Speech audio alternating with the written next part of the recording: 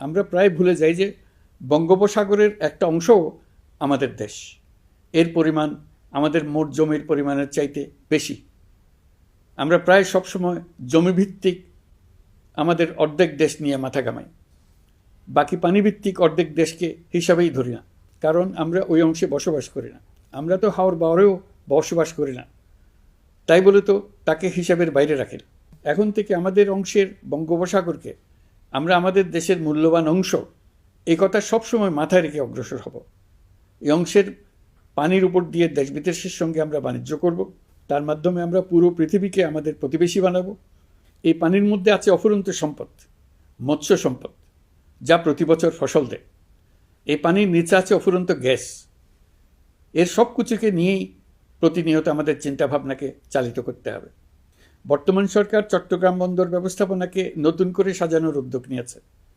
সরকার সম্প্রতি বাংলাদেশ নৌবাহিনী পরিচালিত ড্রাই ডক লিমিটেডকে নিউ মেরিন টার্মিনাল কন্টেইনার হ্যান্ডলিংয়ের দায়িত্ব দিয়েছে।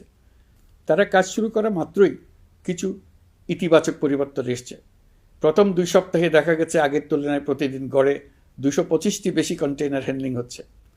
এই বন্দরকে আধুনিকভাবে গড়ে তোলা গেলে তা শুধু বাংলাদেশের অর্থনীতিতেই ভূমিকা রাখবে না, নেপাল, ভুটান সহ পার্শ্ববর্তী অঞ্চলের অর্থনীতিতে ইতিবাচক ভূমিকা রাখতে সক্ষম হবে। বিনিময়ে তারাও উপকৃত হবে, আমরাও উপকৃত হব। আমাদের উপকূল অঞ্চল অফুরন্ত সম্ভাবনার আধার। কুমিরা থেকে টেকনাফ পর্যন্ত নানা বন্দরের কর্মচাঞ্চল্যে সমগ্র উপকূল অঞ্চলকে দক্ষিণ এশিয়ার একটি গুরুত্বপূর্ণ অর্থনৈতিক প্রাণকেন্দ্র হিসেবে প্রতিষ্ঠা করবে। এই পুরো অঞ্চলে অনেকগুলো শিল্পাঞ্চল গড়ে উঠবে শুধু সমুদ্রের সান্নিধ্য এবং তার ব্যবহারের দক্ষতার কারণে।